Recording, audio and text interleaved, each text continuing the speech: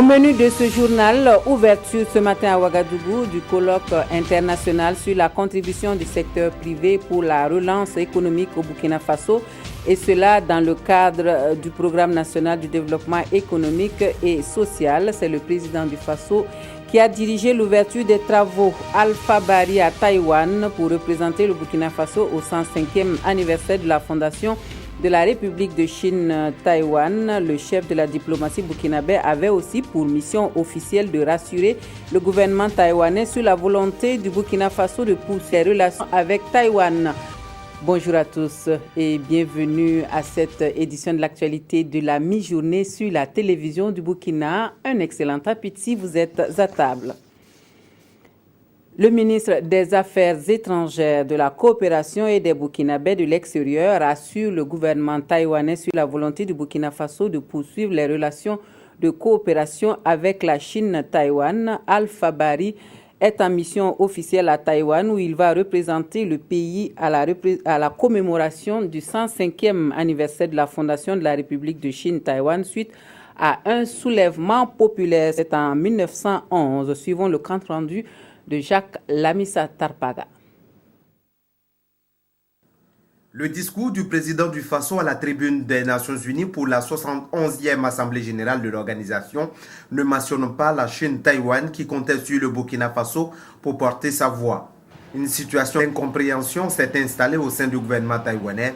Le chef de la diplomatie burkinabé est arrivé ce week-end sur la Grande Île pour assurer de la fidélité du pays des intègres aux relations entre les deux pays. Des échanges d'une trentaine de minutes entre les deux ministres des Affaires étrangères du Burkina et du Taïwan ont suffi pour s'accorder.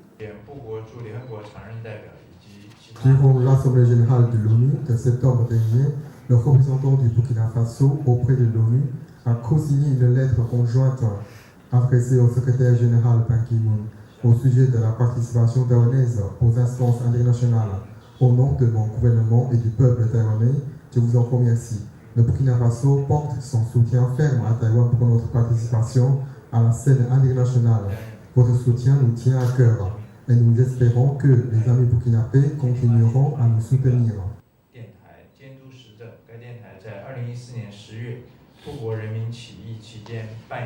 Convaincu de la sincérité du Burkina, le ministre taïwanais lève le verre en guise de satisfaction des démarches du Burkina Faso en faveur de son pays.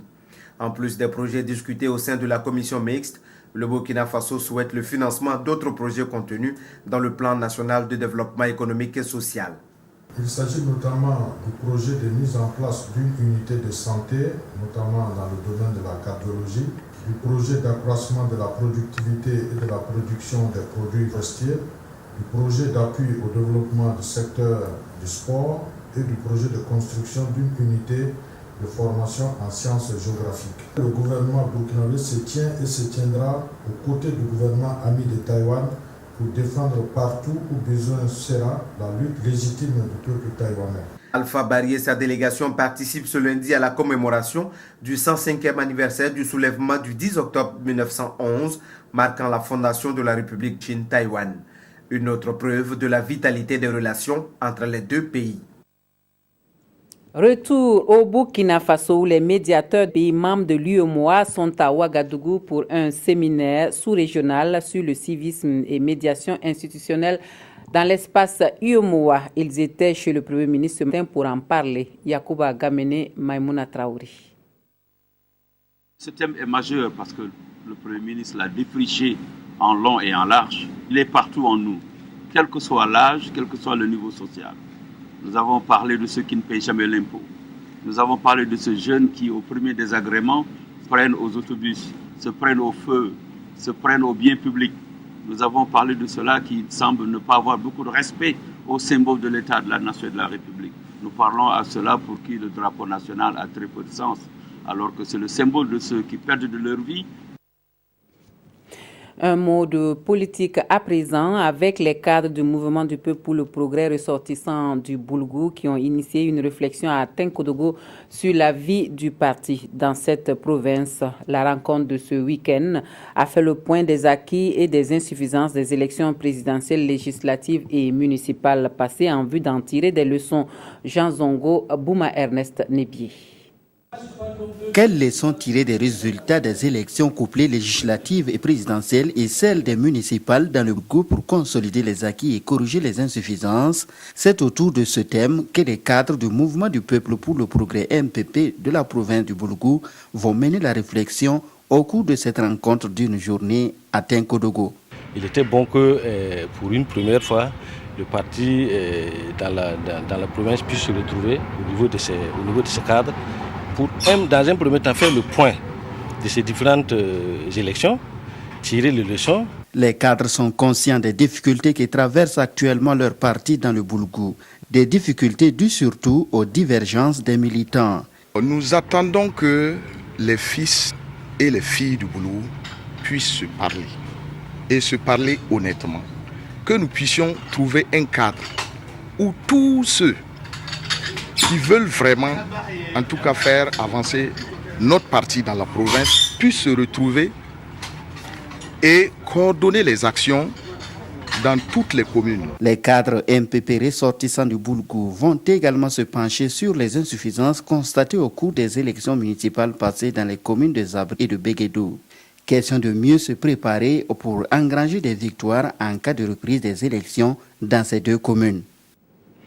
Et puis une page triste, Françoise Toué, qui était candidate à l'élection présidentielle dernière, n'est plus. Elle a rendu l'âme sur la route de Bobo-Dioulasso dans un accident de la circulation à Yipendo, à quelques encablures de Sabou, ce dimanche 9 octobre 2016, à l'âge de 66 ans. Le véhicule dans lequel elle avait pris place est entré en collision avec un autre arrivant en sens inverse, dont le conducteur n'a également pas survécu. Ce dernier, du nom de Désiré Christian Libier, était régisseur à la direction régionale des impôts du centre-ouest Koudougou. Expert comptable de profession, Françoise Toué avait participé à la présidentielle de 2015 en tant que candidate indépendante et avait obtenu un score de 0,26%. Native de Toma dans le Nayala, elle laisse derrière elle 3 enfants. Que son âme repose en paix. Suite de ce journal et nous parlons de la fraude et de l'évasion fiscale internationale qui font l'objet d'un séminaire de formation depuis ce matin à Ouagadougou. Les bénéficiaires de cette formation sont les inspecteurs vérificateurs et les acteurs des renseignements à des fins fiscales. Une meilleure appropriation de ces outils devrait permettre d'accroître les recettes fiscales pour le financement du programme national de développement économique et social et d'améliorer ainsi le civisme fiscal. Des précisions avec Issa Kafando et Yolande Lompo. En rang serré, ces inspecteurs vérificateurs veulent aller en guerre contre la fraude et l'évasion fiscale internationale. Pour ce faire, l'échange de renseignements pourrait constituer, selon eux, une arme redoutable afin de ne pas laisser les fraudeurs ruiner en toute impunité notre économie. La fraude fiscale, ça commence par les petits contribuables qui ne se présentent pas aux impôts, jusqu'aux multinationales qui, eux, font de l'optimisation fiscale, c'est-à-dire, eux, cherchent les failles du système pour pouvoir donc avoir davantage de ressources, davantage donc de bénéfices. Nous cherchons des informations sur les affaires, sur les chiffres d'affaires, sur les opérations réalisées au plan national, à l'international, etc., pour qu'on s'assure que les multinationales la déclarent correctement et qu'ils payent l'impôt qui va avec. Notre pays a adhéré au Forum mondial, donc dans lequel il y a au moins 120 pays au monde et qui partagent des informations, qui mutualisent donc leurs moyens pour lutter contre cette fraude-là. Avec l'appui de 2 experts du contrôle fiscal, le secrétariat du Forum mondial animera les échanges. Et le renforcement du dispositif juridique en matière d'échange et de renseignement permettra d'accroître les recettes fiscales en vue de financer le PNDS. Autre point de l'actualité, c'était la rentrée administrative vendredi dernier à l'Institut des sciences de l'information et de la communication, des sciences et techniques de l'information et de la communication. Responsables et enseignants de l'ISTIC ont échangé sur le nouveau dispositif et le programme de l'année. Le souhait est de faire de l'ISTIC un pôle d'excellence dans la formation des hommes médias. Konsoun Koulibaly, Yolande Lompo pour les précisions. L'Institut des sciences et techniques de l'information et de la communication fait pôle neuf pour cette rentrée académique 2016-2017. Question de permettre aux enseignants d'avoir des bureaux, mais aussi aux étudiants de travailler dans de meilleures conditions. Une partie de l'administration sera délocalisée non loin du CAMES. Et pour en parler, la directrice générale et son staff étaient face aux enseignants. C'est déjà bien. Le fait qu'on nous informe de comment ça va se passer, on a dû évoquer des préoccupations, on a compris la manière dont la direction générale veut dérouler le programme de l'année, et depuis les cours jusqu'à l'évaluation, l'organisation, donc le suivi des étudiants pour les mémoires et tout. Ces équipements, ces constructions et autres qui se font faisaient partie, n'est-ce pas, des revendications du bureau des élèves l'année dernière. Dès ce 11 octobre, les anciens étudiants reprendront les cours. Quant aux nouveaux, ils sont attendus le 3 novembre 2016. L'antenne expérimentale sera obligatoire et l'ISIC se verra attribuer une nouvelle fréquence qui émettra de façon continue. On va commencer le cours de JRI. Nous avons besoin de 2 salles pour commencer avec les troncs communs. Le temps que les troncs communs finissent, les autres salles seront disponibles. Et dans le but de pallier la lenteur observée dans le règlement des frais de cours, des contrats individuels seront rédigés. La principale actualité de cette édition, c'est la tenue depuis ce matin du colloque international de la contribution du privé pour la relance économique dans le cadre du programme national de développement économique et social du Burkina Faso. L'ambition de cette rencontre initiée par Burkina International est de proposer des pistes pour permettre au secteur privé de jouer son rôle de moteur de la croissance économique. Plusieurs communications sont prévues dans ce sens. L'ouverture des travaux était dirigée par le président du Faso, Nongbakouda Aboubakar Sagnon. Réfléchir et trouver des solutions pour une pleine participation du secteur privé dans la relance économique du Burkina post-insurrectionnel, c'est l'enjeu majeur de ce colloque international. L'adresse du président du Faso à l'entame des travaux a été claire. Dans un contexte national et international difficile, le secteur privé doit s'investir pour jouer son rôle de moteur de croissance économique, pourvoyeur d'emplois et de revenus. C'est le lieu de définir les exigences réciproques sur lesquelles nous allons consolider le partenariat public-privé afin de bâtir notre système économique autour de la trilogie suivante. Premièrement, la culture de la confiance mutuelle et du dialogue. Deuxièmement, la recherche d'une synergie d'action. Troisièmement, la volonté commune de créer de la richesse et des emplois dans un environnement propice. Le gouvernement, pour sa part, ne ménagera aucun effort pour poursuivre les réformes institutionnelles et réglementaires nécessaires afin de créer un environnement attractif, incitatif et sécurisé à la promotion du secteur privé. En retour, il appartient au secteur privé de s'approprier cet environnement et de saisir toutes les opportunités qui s'offrent à lui pour être plus entreprenant dans les secteurs porteurs de notre économie. 4 panels animés par des experts nationaux et internationaux sont au programme. La politique économique et les formes, les facteurs de production et de compétitivité, le financement des projets et des entreprises et les relations entre secteur privé et pouvoir public pour la relance de l'économie au Burkina. Ce sont là les thématiques qui seront débattues au cours de ce colloque initié par Burkina International. Et on pense qu'afin de permettre au secteur privé de mieux jouer son rôle, il faut l'outiller. Et l'outiller, lui montrer effectivement donc les possibilités et aussi l'inviter à assumer ses responsabilités, notamment en respectant ses propres devoirs. Ce colloque a intégré la question donc du mécanisme de suivi et de mise en œuvre. Pour ne pas que lorsque nous aurons des résultats concrets, qu'ils ne restent pas effectivement dans les tiroirs. La ministre ivoirienne du Plan et du Développement a présenté les actions entreprises par son pays pour redonner des couleurs à l'économie ivoirienne après la crise qui a secoué la Côte d'Ivoire.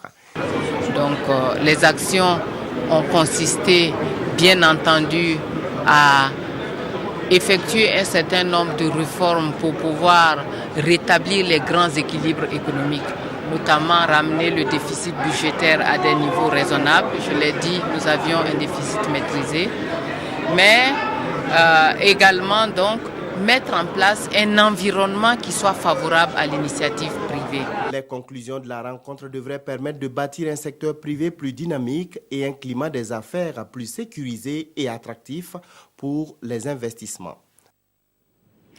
La première édition de Focal d'Afrique a mis la photographie au service de l'eau et l'environnement au Burkina Faso, la situation actuelle et les perspectives. Au menu des activités, panels, formations, expositions photos, entre autres.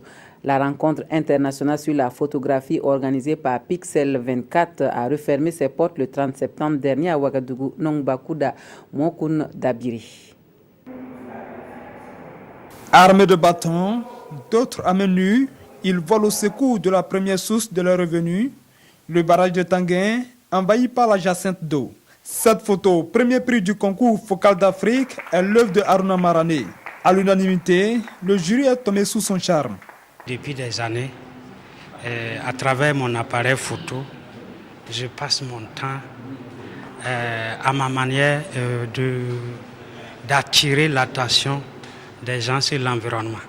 Aujourd'hui, quel que soit le thème sur l'environnement, si j'ouvre mon bac de la photographie, j'ai toutes sortes d'images qui correspondent. Plusieurs photographies étaient en compétition. Une fontaine d'eau potable en plein marigot, un gigantesque arbre au milieu du fleuve, un enfant boit de l'eau stagnante, entre autres. Selon le président de Pixel 24, cette édition est un succès. Une satisfaction sur tous les plans. On a eu des œuvres vraiment qui répondaient aux normes.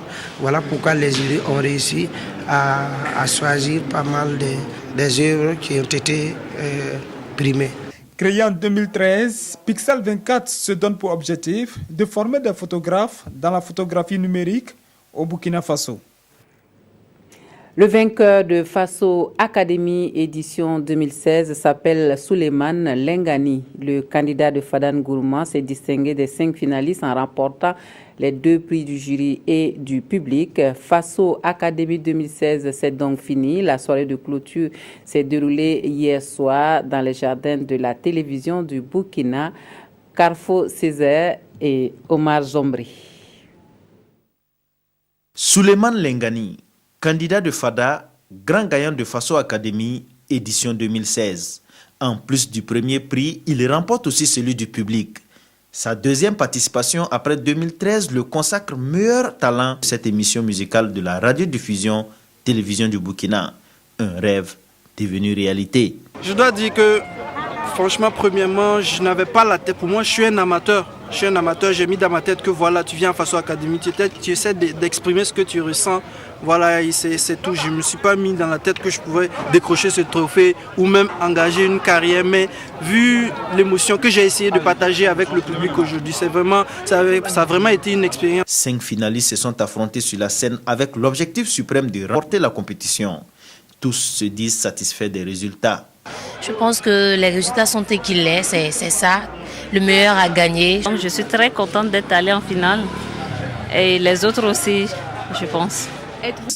3 millions de francs CFA, un trophée et des lots divers. C'est la récompense pour le vainqueur de la présente édition.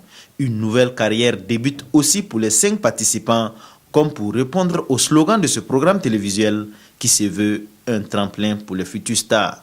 Au Burkina Faso, le match nul des étalons contre les Bafana de l'Afrique du Sud et la condamnation du Burkina Faso dans l'affaire Tambao sont les sujets qui ont retenu l'attention des parutions de ce jour. La revue de presse des quotidiens est signée Aimé Solange Digma.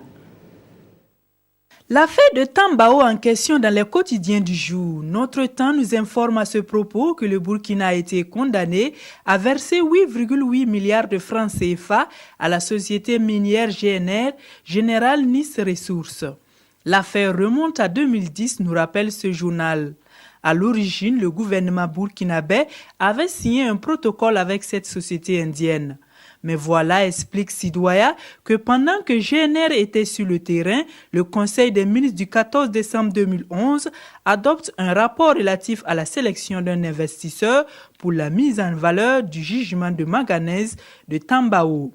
C'est alors qu'elle assigne le Burkina devant la Chambre de commerce internationale de Paris pour rupture de contrat. D'où ce verdict qui constitue un véritable coup de massue sur la tête des Burkinabés, indique ce journal. Une sanction financière jugée de trop à notre temps pour une économie actuellement en méforme. Pour une économie en forme, il faudra stopper cette pratique qui consiste à signer puis à rompre des contrats du fait de la seule volonté des puissants du moment, préconise le journal de tous les Burkinabés.